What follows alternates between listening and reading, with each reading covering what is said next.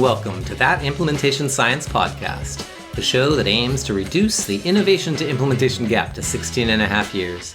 I'm your host, Mike Pullman, and on today's show, co-host Kevin King and I talk with the nicest person in implementation science, Byron Powell. We talk about how his dream of being a high school social worker and basketball coach was derailed by the irresistible siren song of implementation science. We also talk about the meaning of interventions and implementation strategies, the utility of mechanism diagramming using approaches like logic models and causal pathway diagrams, and then Kevin and I get Byron started on a rant about implementation science. I think you're really going to like today's show. Let's get started.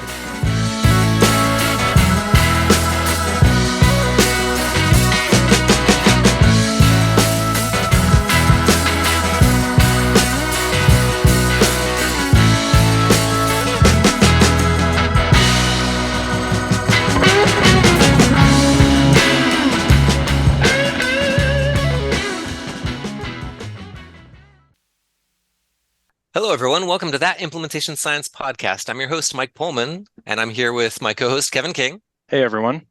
And we're so excited to be here today with Dr. Byron Powell. Byron is the co-director of the Brown School Center for Mental Health Services Research, the co-director of the Institute for Public Health Center for Dissemination and Implementation, and the co-director of the Institute of Clinical and Translational Sciences Dissemination and Implementation Research Core at Washington University. Additionally, he's the associate Director Designee for the Implementation Research Institute and core faculty for 4 implementation institutes that I didn't even know existed until I read his bio. Byron is the past president of the Society for Implementation Research Collaboration and the co-editor-in-chief of the journal Implementation Research and Practice, and he serves on the editorial board of Implementation Science. Welcome to the show, Byron. It's so good to have you here. Thanks so much for having me. What have you been up to today? Doing implementation research? Have you been implementing anything interesting? I've been, sitting around the house, reading, doing the academic thing, writing a little bit, trying to email all day, basically, catch up on some things. Yeah. I feel like emailing and catching up on things and feeling behind on things. That's like the perennial academic struggle. Indeed. I'm For excited sure. to potentially win a Kevin away message that I can just leave up in perpetuity. So, those are very excited. increasingly popular. More and more people every day are using Kevin King branded away messages. We'll see. I'm pretty sure no one's ever actually lost the quiz, so I think you have a good chance. Excellent. There's a first time for everything, though. Well, it's so good to have you here. I'd love to just begin by, if you could just tell us a little bit about how you found yourself drawn into implementation science. What got you started? Yeah, so first of all, I had no aspirations for an academic career. So I started off with the idea that I would be a school social worker and a high school basketball coach. That was my intent. So naturally, I got a job selling telephones out of college, as one does. And I should say trying to sell telephones, business telephone systems. I didn't sell very many, although I did make one sale to a prominent Chicago radio station. So that was exciting. But I started my career working in child and adolescent mental health primarily. So I started at a group home for adolescent males in the Chicagoland area. And I guess immediately just was drawn to sort of organizational issues and challenges related to quality of care. And I was actually fortunate to work at an agency that was I think quite forward thinking and actually was trying to implement evidence-based practices, or at least components of evidence-based practices in our work. So things like, could we integrate components of CBT and DBT into our work? But immediately, staff had trouble grasping these concepts, didn't feel equipped to implement those practices in care. This was largely like bachelor's level staff and folks that were, not necessarily licensed clinicians. And so immediately was sort of seeing those challenges of actually integrating evidence-based care into routine settings. And as I continued to work in the field, I pursued an MSW eventually. And so worked in a psychiatric hospital, school social work setting, and I kind of kept seeing these issues over and over related to quality of care and challenges related to implementation. Simultaneously, during my master's, I got really excited about the evidence-based practice process at the University of Chicago and sort of the promise of that, but then seeing like, hey, that's actually very difficult to pull off in actual work settings. And so kept running up against this. And then eventually I worked in residential care after I graduated with my MSW. This is one of those settings where I was doing individual, group, family therapy, but also kind of like sitting around dorms and hanging out with children, adolescents, oftentimes doing overnight sessions where I would have a lot of time to read. And I spent a lot of time reading just the literature in mental health and quality of care. And so started to come across people like Enola Proctor and Charles Glisson and some of these early thinkers in this space, at least in social work.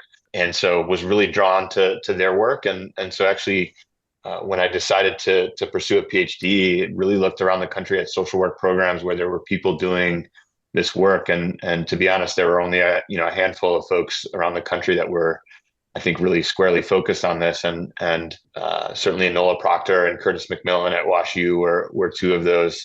So was really fortunate to land here in St. Louis at WashU and, received training that this was before there were classes in implementation science, but, training in a NIMH funded T32 program that was really oriented around quality of care and sort of pushing in that direction. And so that's sort of how I started in this space.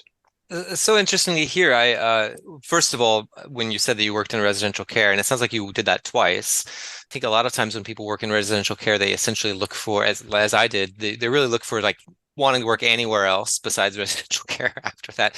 But you really were looking at the problems inherent in residential care and bringing good, effective care to folks and determining how you could do that best. And then really interesting that you actually entered the field with a real desire to do implementation science from the start. So many other guests of ours kind of, went into grad school and then were turned on to implementation science by their mentors, or implementation science developed alongside their own career. You're one of the first people we've talked to, it sounds like, who had the idea of doing that from the get-go. I'm wondering if you feel like if that sets you apart from your colleagues in any way in terms of your own kind of values and ultimate goals for your work and for the field. Yeah, I don't know if it sets me apart in any way. I guess for me, it just feels like very that I feel blessed and fortunate to have started at the time that I did, and sort of, as you had Brian on to talk about the history of implementation science, he talked about some of those years, from 2006 to 2009. Like that's right when I was sort of starting to read this stuff, and so I think it's really more fortuitous that I started at that point. I think that probably has presented me a lot of opportunities to sort of get in at the ground floor of this work and be around a lot of the people that are thinking about this and building the field. So I don't think it sets me apart, but I think it's certainly a leg up in that sense.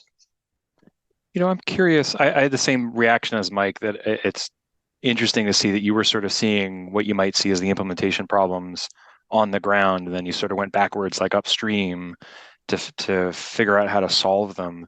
And I think one of the things we hear a lot, and you think a lot, at least I think a lot about, is a mismatch between the academic view of intervention development, often outside of implementation science, but about people who care about developing interventions, and what actually happens in the real world. That's, people talk about the big gap. I'm just really curious, what are some mistakes that you feel like the field still makes, whether it's in implementation science itself or in the broader field of intervention development, that you feel like, based on your both implementation experience and your real world experience in delivering treatment in real settings, like what are some things you think people still miss or still don't quite have their heads wrapped around? Yeah, I mean, a few things. I mean, some of the things that have come up in conversations with y'all before, are sort of related to that we're still developing these interventions oftentimes in really tightly controlled settings, whether it's interventions or implementation strategies. I know, I can't remember if it was Lisa on this podcast that was mentioning their paper on sort of, interventions should be tested in real world settings more quickly, more often than not. So that's certainly something. I think sort of hearkening back to some of the initial things that I was seeing is also sort of maybe expanding our view of implementation science, not just, I guess, beyond, evidence-based treatments. And because I think a lot of the things that I was seeing early on were things even related to like organizational functioning and communication. And so I was really, initially also really drawn to work like that Charles Glisson and others were doing, right, around assessing and improving organizational culture and climate, and work that people continue to do at those sort of organizational and system levels. So I think maybe we have an opportunity in the field to shift more towards those things as well. As we have a postdoc, soon to be assistant professor, Danny Adams, here at WashU, she's soon to be an assistant professor at University of Missouri, who's thought a lot about sort of, can I make a call and get an appointment for a mental health treatment session, and how am I treated by people at the front desk and the folks that answer the phone? Like, those aren't necessarily always thought of as implementation issues, but I think we should think about those types of things more often. So I think maybe not a direct answer to your question, but I think maybe do away from just interventions and sort of our usual research paradigm and how they are tested in the traditional sort of translational spectrum there might be helpful. I love that answer because I think the first question, the thing about we got to test interventions of real world settings, it implies that there's something fundamentally wrong about the idea that we could do a peer efficacy test. But I'll even just leave that aside for people to think about, that is there any such thing as true efficacy if you never can generalize it to a real setting? I love the framing of the sort of latter part of your answer, because as you were talking, I was thinking, well, gosh, are you proposing then that we could actually improve people's mental health and do effective, improve the efficacy of existing interventions, even without thinking about what intervention we're developing? But I think the way you frame that of like just improving access to care, shortening wait times from when people call in to when they can actually see someone, you're implying that improving organizational function is almost like, it reminds me a little bit of the research on the therapeutic alliance or the dodo bird verdict, that it almost does, I know I'm not sort of taking a side or other, but you might say, well, hey, if we have functioning health systems where people can get in and see providers efficiently, I'm assuming, if they can get paid for, if you're reducing barriers to care, improving access, then, there's going to be some net benefit almost regardless of what people get. Is that sort of the direction you're going, or is that kind of what you're thinking about?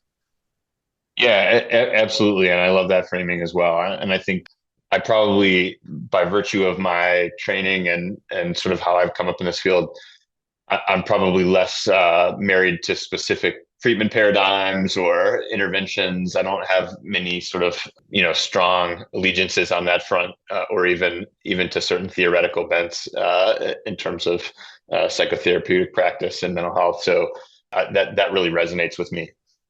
It's interesting to hear you talk about this and talk about this issue. Let me think if I can pull this all together here. But I would say, Byron, you're probably best known for your paper on the ERIC, the Expert Recommendations for Implementing Change project, where you developed a list of 73 implementation strategies. I think, last I checked, there were over 3,000 citations of this paper, and it's one of the top, in my opinion, it's one of the three pieces of essential reading that any budding implementation science researcher should look at. But I'd say that those implementation strategies kind of are highly embedded in the idea of the shiny object of the EBP and implementing that EBP. And we really struggle with this. And I get into real debates with my colleagues about an issue that I haven't quite figured out how to wrap my head around. And I think we'll probably talk about this a little bit today, and I think we've talked about this on other podcasts, which is how to distinguish, implementation strategies from an intervention.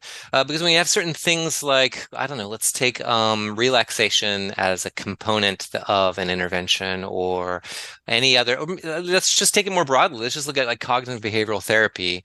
So is a self-help book on cognitive behavioral therapy, is that an intervention, or is that an implementation strategy for cognitive behavioral therapy? Like, I would argue that's an implementation strategy for cognitive behavioral therapy. Other people would argue that's an intervention all by itself, purely distinct from a therapist who's delivering this. And to step back a little bit, back to the ERIC project, and the implementation strategies in that, I think, are highly wedded to the idea of an evidence-based practice delivered by a therapist, delivered by an expert. Or are they not? And but what I'm hearing you talk about right now is that doesn't seem where your passion really lies. And I'm just wondering if you could kind of help resolve this tension for me a little bit, or maybe even talk a little bit about how you think about it. Yeah, so I guess a couple of things. I mean, the ERIC project really started with a previous paper that we wrote in 2012, and shout out to Curtis McMillan, who's now at the University of Chicago, who really spent a lot of time with me early in my grad school experience. And we spent a lot of time in a room kind of trying to conceptualize these things based on a review of the literature. I think it definitely, I don't think your impression is at all wrong, Mike, because I think we were really coming at this from the health and mental health space, and really from this, that we have a clinical intervention, that we have some sort of mental health intervention that we're interested in implementing. I think there are certain assumptions made there that probably, frame that work. Like, one is that we're almost coming at it from this angle of like, we already know what to do, and it's a matter of sort of changing maybe providers, organizations, systems, which I think is reflected in the fact that there's very little focus on patients in our taxonomy. Whereas some of these, some of this thinking around adjunctive interventions or patient-focused implementation strategies or patient-mediated strategies kind of highlight that that's a big part of, implementation in fields like HIV and other areas. So I think there are some things that are just sort of like artifacts of how we approach the work in that space, if that makes sense. I think you're probably right in terms of our framing there. So if we do kind of broaden the concept of implementation, and you were talking earlier about implementation strategies that are not even focused on an EBP at all, but are maybe just helping an organization function better so that they can do better treatment with their clients. These are sort of more nebulous and sort of a little bit further removed from, as you said, the sort of our traditional view of implementation science. I'm kind of curious how your thinking has evolved on what an implementation strategy can be. Do we need a new ERIC project that's thinking more broadly about what implementation strategies are? I mean, I'm honestly not sure, Mike. I think so. I'm of two minds. Like, I think some of this, like, what can they be applied to, and that discussion is like are almost born out of like study sections and journals and the science. Like, what constitutes an evidence-based practice? What constitutes an implementation study? I'm doing air quotes here, right? Like, and that's one thing. Another thing is that I feel like I can use implementation strategies to like get my kid out of bed in the morning, or, real world problems, right? And so like truthfully, I have a much less rigid view of what constitutes an implementation strategy and how they can be applied. I think they can probably be applied for, implementing the evil empire as much as they can be used for implementing CBT. So I think it's really more about like multi-level behavior change and changing the behavior of individuals, organizations, systems in various ways. In our space, that often involves implementing an evidence-based intervention, but I think it could involve making all kinds of changes related to quality of care that are still important. I'm a little bit less concerned about what we call it. So like you'd raised the issue of adjunctive interventions, and I need to read more about that and think about that more carefully. But sometimes I'm less concerned about these distinctions between what's a strategy, what's an adjunctive intervention, and is that really important? Like, at the end of the day, these are all interventions that can be tested, evaluated in terms of how they are influencing our outcomes of interest. Yeah, well, for both of our listeners, I'd like to just talk about what an adjunctive intervention is. So there's a relatively new paper out by J.D. Smith, which I found really fascinating, and his team. And they define adjunctive interventions. I don't have the exact definition off the top of my head, but if I recall, they're interventions that help support clients in engaging with sort of a primary treatment, right? So they maybe help them get to the treatment, engage more often, work on the treatment after hours, that sort of thing. That's your kind of belief in what it is, right? And it is interesting because that definition itself still honors the kind of EBP being delivered by a professional as like the primary source here. when I think about if somebody really wants to change their mind and they really want to change their behavior or their feelings or their emotions, a lot of that comes from their own work, not in that hour-long session. And in some ways, it's almost like they're the real like, change agent, and the therapist is also an adjunctive intervention. Anyway, it's funny the angles that we can come at with this and the different facets. But what I'm hearing from you is, and I kind of like this a little bit, although I feel a little stymied. What I'm hearing from you is like it doesn't matter what we call it. Right. What matters is kind of the ecology of these services and how they function and work together to produce good outcomes for the people, to make people feel happier, healthier, and have more active lives. Is that kind of what you're saying?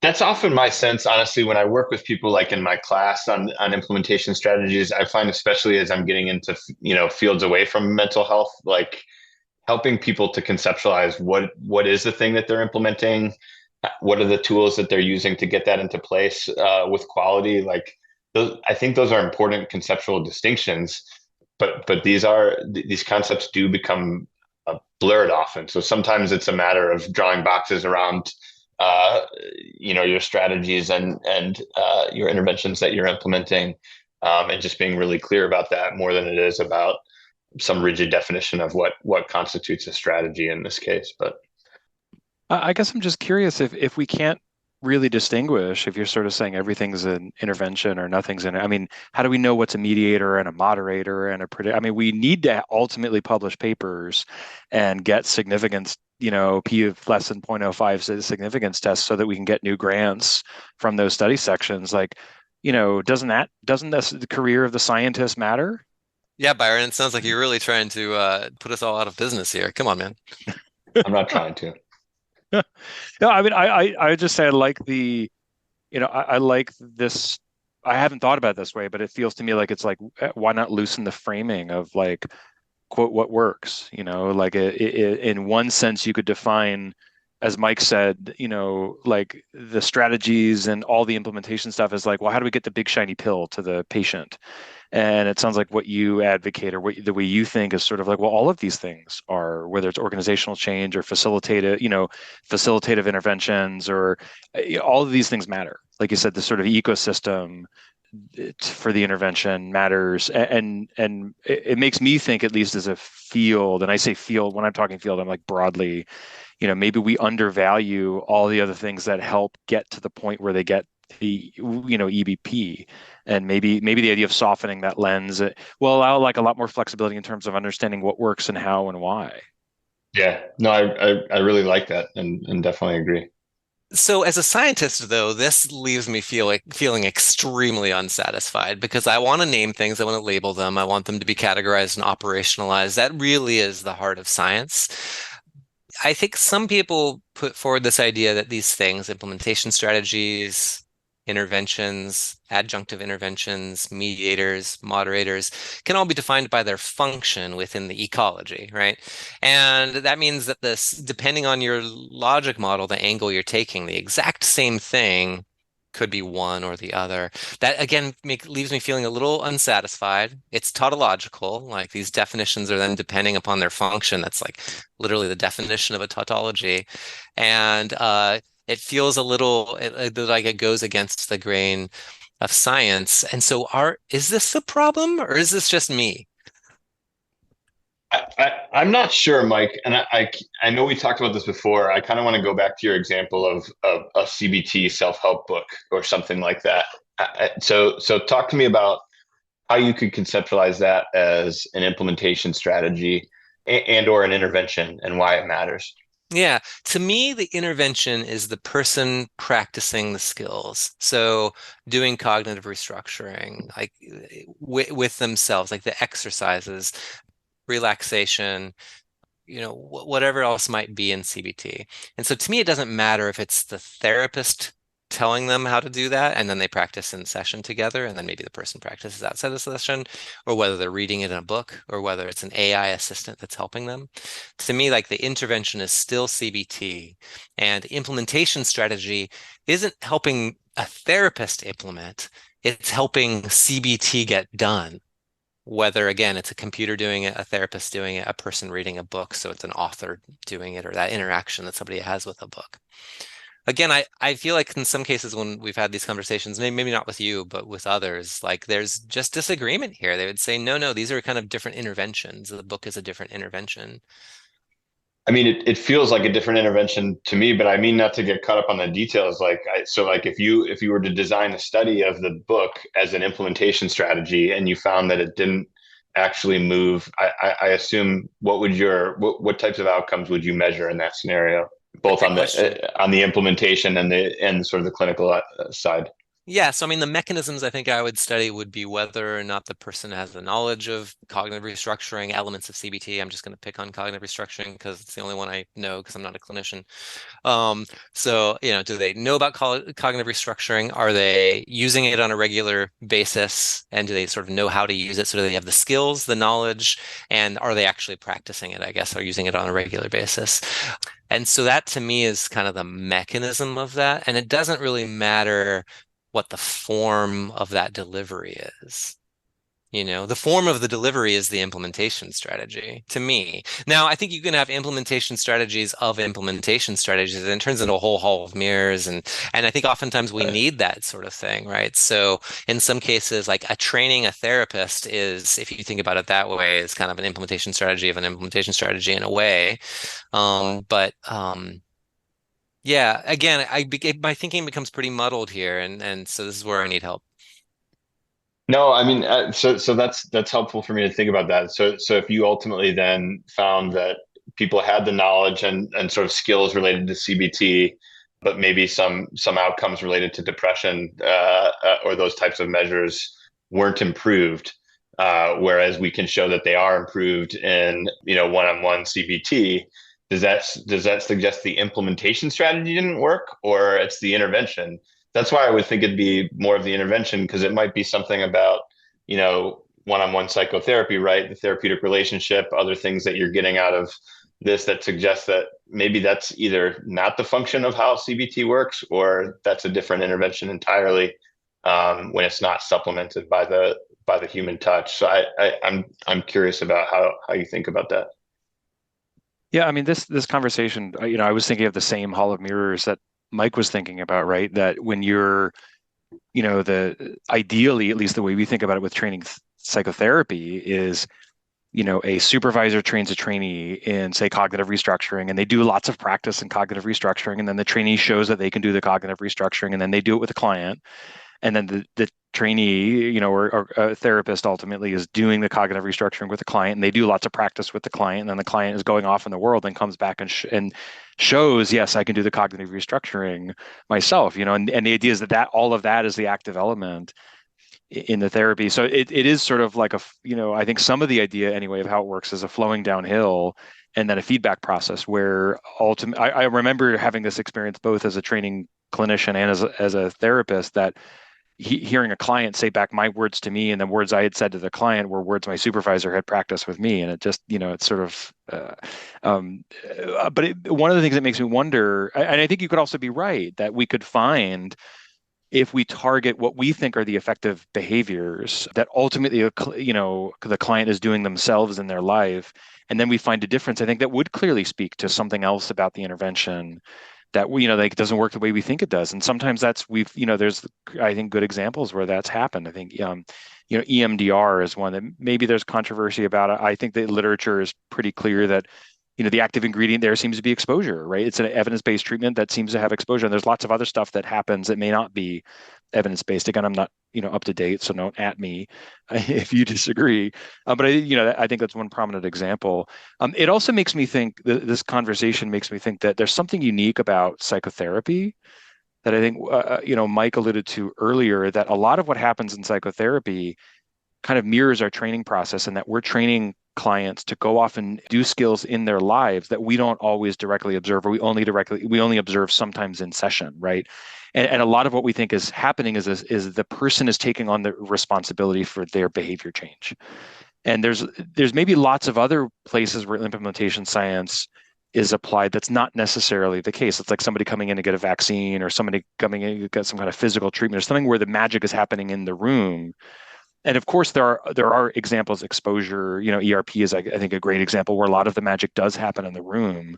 But I don't know. I'm curious what both of you think of this, that psychotherapy maybe is a little bit unique in the space of implementation, and that so much is happening because what we're hoping to do is increase the motivation and increase skills and knowledge so somebody can go off and heal themselves. And that the therapy and the intervention is just a way to facilitate that. I'm curious what you all think of that. I mean, that certainly resonates with me. And again, as I get outside of the mental health space, it seems like there are a lot of people that have different types of implementation challenges that further muddy this. Either it's because they have something like a pill that they're trying to implement, but they have entire multi-level interventions around that also need to be implemented well.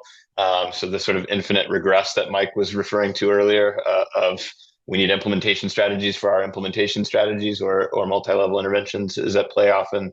So I do think there are probably a lot of specific considerations related to different clinical areas, be it mental health or other areas that we're working in. I think I'll say one last thing on this. I agree as well. I mean, I feel like the best therapist is going to be could be a great coach, or the best coach or personal trainer could be a great therapist. And they're probably more similar to that than they are to a doctor who's prescribing medicine. I will say, though, to answer your question too, Byron, about earlier, I would say that if a person is showing improvement from a self-help book on all the mechanisms that are part of the theory of change of an intervention, and not having the improvement of depression that you'd get in treatment, then you haven't specified your theory of change correctly. Like, there's something about the intervention that's happening, and maybe it is that personal relationship and they're not feeling it, or maybe they don't feel accountable to someone or something like that. And those need to be better specified. And then we need to put into the self-help book some way to build in accountability, or some way to build in a feeling of a personal relationship or something like that helps target that mechanism. Let's shift gears here. I know we've worked together quite a bit on causal pathway diagramming and other ways of kind of plotting out how implementation strategies may work. And our audience has probably heard a lot of these different terms bandied about, like mechanism mapping, intervention mapping, developing theories of change, logic model, causal pathway diagrams. I'm just curious if you could help shed some light or help our audience understand the differences and the similarities among these different approaches. Yeah, so it's a great question. I think a lot of these approaches are have commonalities. I think the idea is really just to understand how and why implementation strategies or other interventions work, and aka the mechanisms through which they work. And you were just alluding to that in our previous conversation. I think, first of all, we're interested in, and actually have just submitted a circ panel on comparing and contrasting these different ways of thinking. So thinking about mechanism mapping through directed acyclic graphs, thinking about causal pathway diagrams, and also group model building and sort of causal loop diagrams as exemplars of this. And I think they all have sort of, probably strengths and weaknesses, and probably some more enthusiastic adherence to different approaches based on, disciplinary training. So I hang out with a lot of epidemiologists at WashU that are really drawn to the DAG approach based on their training, and think that that's maybe a more flexible way of theorizing about how implementation strategies work using, conventions that are well established in the field. Obviously, our work with Kara Lewis and Brian Weiner and colleagues, we've used oftentimes this causal pathway diagramming approach, where we're trying to specify the implementation strategy, usually a mediator through which it operates, specifying things like what moderators are at play that might influence the effectiveness of an implementation strategy. Are there any preconditions that might be sort of go or no go factors that would influence whether or not we could even see any effect of an implementation strategy? And then trying to sort of specify a chain of outcomes, be it more proximal, intermediate, or distal outcomes. I think that, again, I think these approaches have a lot in common, and people that are used to doing logic models, I think, are really trying to specify the same thing. I think one challenge with logic models that I often see is they're kind of siloed. So oftentimes you have sort of these vertical columns that are sort of all in a chunk, and not necessarily the horizontal connectivity from intervention to outcome and at a granular level. And so I think things like DAGs and the CPDs and causal loop diagrams get us closer to that. I think folks that are using causal loop diagrams are also, obviously integrating feedback and other elements of complexity into the diagramming of these mechanisms. And so I think there are pros and cons to different approaches. I wonder if you could just help me understand all of this in 1 minute or less. I think I get the rationale, but then when I actually think about how am I going to apply this in my own work, when I see, I've had some exposure to arguments about using DAGs in work in general, so directed acyclic graphs for listeners who are not familiar. But isn't that what we're doing in our theories anyway? Why do we need these causal diagrams? Could you maybe either walk us through an example or a justification for how these can help us more than what we already do? Yeah, so I can't speak as much, obviously, Kevin, to your specific field in psychology, how you're theorizing in this space. I know in implementation science, we're not maybe often theorizing as much as we should. And so, one broad argument is that we often have a mismatch between sort of the challenges that we're facing in the field and the interventions or the implementation strategies that we're using to address them, right? And so there are different ways of thinking about this. Some people say, it's way premature to think about mechanisms. We don't even know what works, right? And other people, and myself, I would certainly be one of these that would say, without thinking about mechanisms, we're going to have a harder time, thinking about what we should be doing to address the challenges at hand. And so the idea is that I think if we're using these tools first to theorize and then hopefully to guide some sort of empirical assessment of mechanisms over time, that we're going to get closer to where we want to be quicker rather than sort of throwing spaghetti at the wall, right? Or trying something and it fails, but we don't know why it failed because we don't, as Mike was alluding to earlier, we might not have specified our intervention or our implementation strategy enough in terms of how and why it works. So we're not explicitly measuring those things. And we may just be sort of in this state of, well, it didn't work. We don't know why. So let's try something else. Rather than being able to thoughtfully adapt or modify implementation strategies over time. So can these be as simple as, before we go about some implementation strategy, stop and just, make your mental model explicit? Like, why do you think this is going to work? How do you think it's going to work? Even if there's no literature to guide you, is this something you can just do speculatively? And is this sort of a way to sort of force people to think through what happens when they throw the spaghetti at the wall? What spaghetti is going to stick? What isn't going to stick? How are you going to clean up afterwards? How do you explain to your wife why you were throwing spaghetti at the wall? Explaining why when this, spaghetti is almost done, it gets starchy and it can stick to the ceiling. And if it's, for those of you who have gotten in trouble with their partners or families for throwing spaghetti at the wall. So I guess, is that fair to say it's a way of getting your implicit thinking explicit and just sort of, even if you have nothing to base it on, it's just, this is my imagination? I think that's absolutely fair. And I think that's what it's about, making our thinking explicit. I also think I've found it to be helpful, even with community partners, organizational leaders, clinicians, to say, as we're sort of co-creating an implementation strategy together, to say, hey, how do you think this is going to work? And sometimes they would come up with answers that I wouldn't have thought of, frankly, and are really sophisticated and helpful. Other times you ask that question and then they start thinking about it and they go, actually, come to think of it, this is not going to address our challenge when you're actually forced to articulate why it's going to work. So I think it obviously is a complex area when we think about how do we empirically study mechanisms, so many different challenges.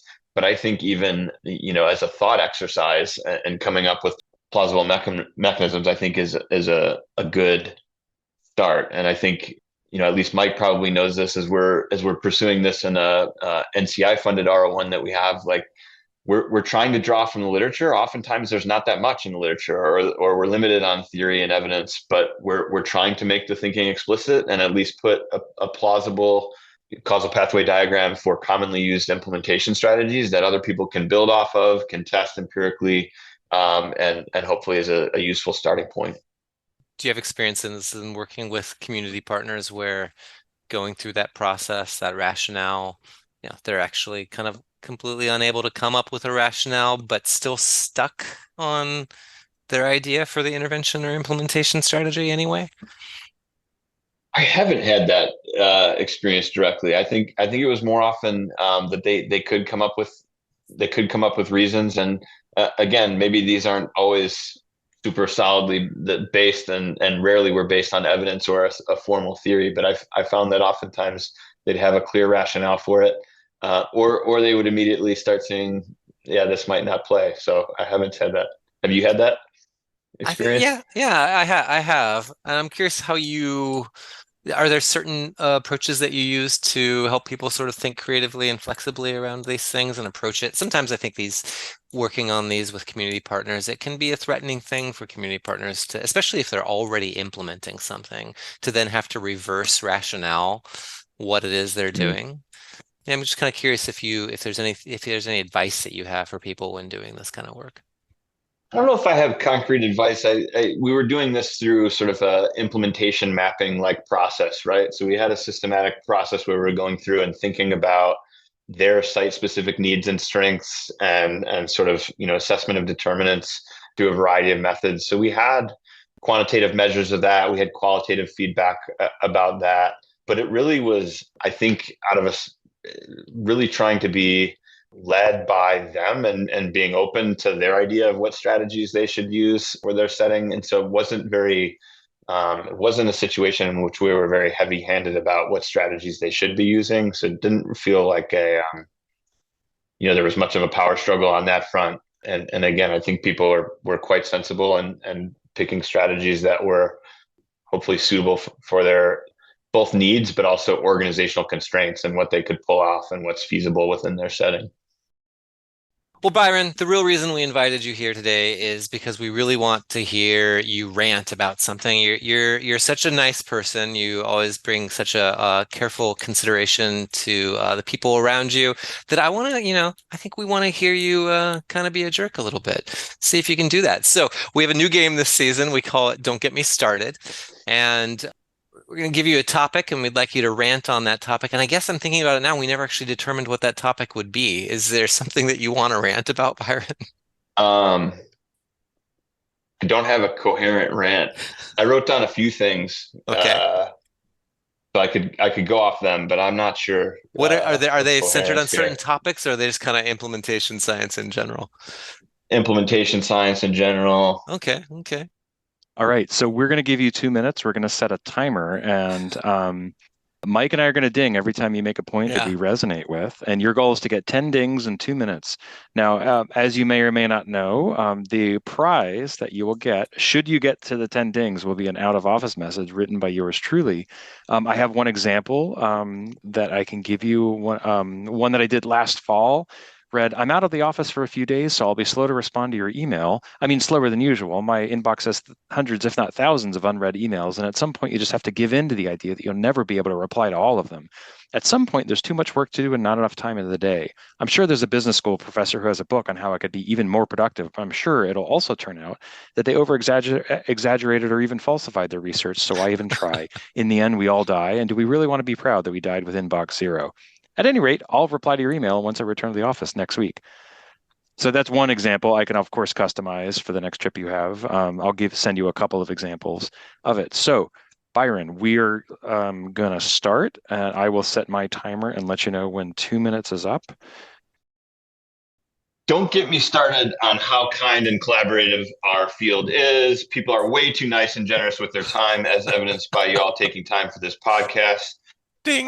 Don't get me started on Brian Weiner. He's been mentioned way too much on this podcast. Ding, ding. He may be the nicest guy ever and an all-time great mentor and wicked smart, but it's time we give some other people some love. Don't get me started on the need to facilitate debate in our field. Again, we're way too nice. We need more questioning and debating foundational concepts and future directions. Maybe a little bit more good-natured fighting. Don't get me started on the notion that our field has way too much jargon and is too complex. All fields of scientific inquiry are complex, and I think have a similar proliferation of terms, theories, it's a framework and ding frameworks. for I think you we're there. too difficult on our field on that front. This isn't something we can learn in 3 days. I think we need to manage expectations on that front in our training efforts. Double ding. don't get me started on the importance of team science in IS and how it doesn't always fit traditional reward structures in academia. Hopefully that's changing, but still ends up being a debate in some contexts.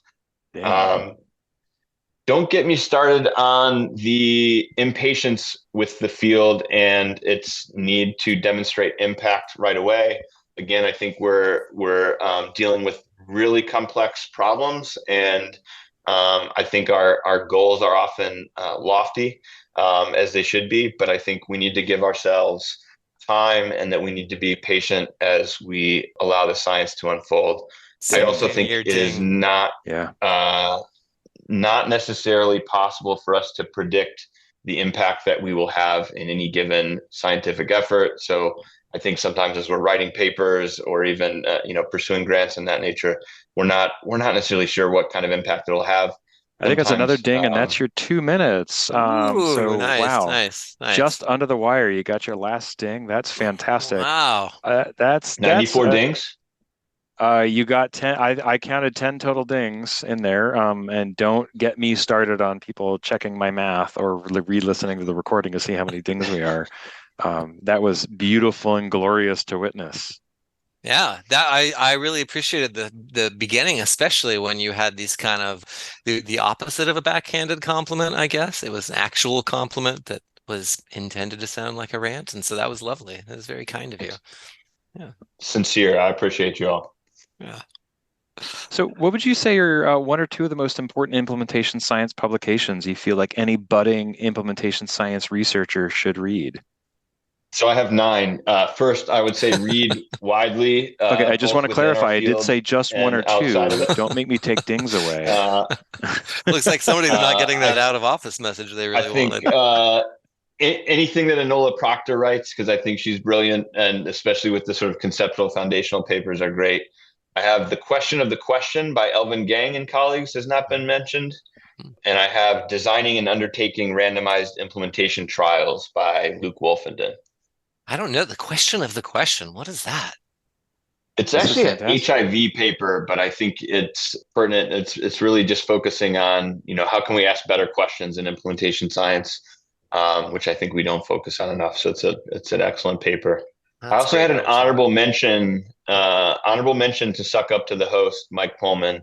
Mike Pullman's ripple effects paper in IRP, because I've told you this directly, Mike, but at a time where I was kind of bored with the field and not excited about work, your paper and project came around at the right time, and I think is really really brilliant. And I'm glad that we're thinking about that more on ripple effects or unintended consequences of work. So thank you. That's my 9th. It doesn't belong with the rest, but thank you. I appreciate that. And I think that officially. Sorry, I was just going to say, Byron, I think that officially meets your contractual requirements for complimenting Mike on the podcast. So we'll send the payment back channel. Yeah. Excellent. We'll send you 100% of the royalties we make on this podcast. Any shout outs to special people in your work or personal life?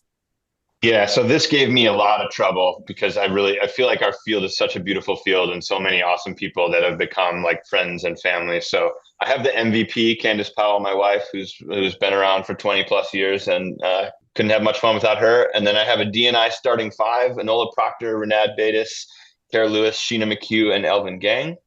And then since I didn't want to list 900 people, I have key networks. So I have the Implementation Research Institute, CERC, WashU DNI, KT Canada, TITER Australia, Irish Implementation Science Training Institute, UK Masterclass, the Retreat Crew, and so many others. So just a lot of amazing people in this space, and it's a privilege to work with and learn from everyone. All right. Finally, any social media or anywhere where people can reach you? So I'm at Byron_Powell on Twitter or X, whatever it is now, and that's it. All right. Byron, it's been so much fun to have you, and especially it's towards the end here. I mean, I've always known you to be such a warm, generous, and kind person, and it just really shows in everything that you do and your presence in the world. You're always one of my favorite people to see at conferences and to have around. You're such a great thought leader. You've, as I mentioned, you've written one of the three most important articles in the field, and then you've contributed to or written so many more that are just so important and have had such groundbreaking influence in implementation science. It's just been such an honor to have you on the show, and thank you so much. Thank you so much for having me, and right back at you. I appreciate you all.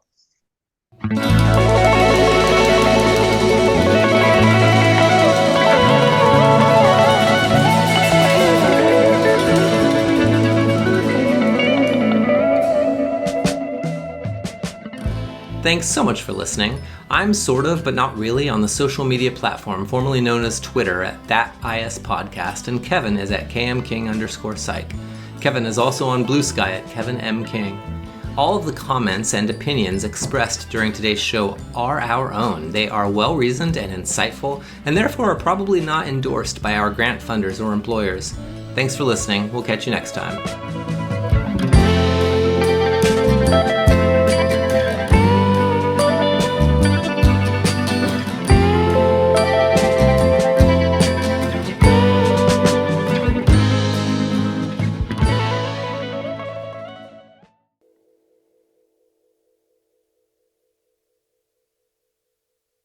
Mike, you can edit all of that spaghetti crap out.